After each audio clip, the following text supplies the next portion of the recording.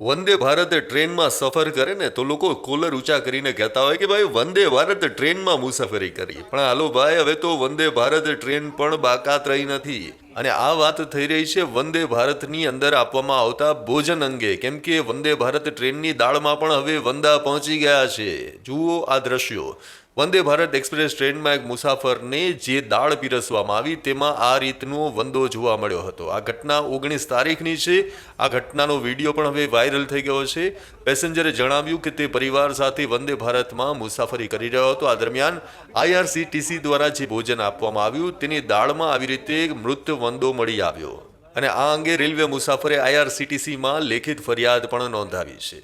આમ વંદે ભારત ટ્રેન જ્યારથી શરૂ થઈ છે ત્યારથી કોઈને કોઈ વાતને લઈને વિવાદમાં આવતી જ હોય છે.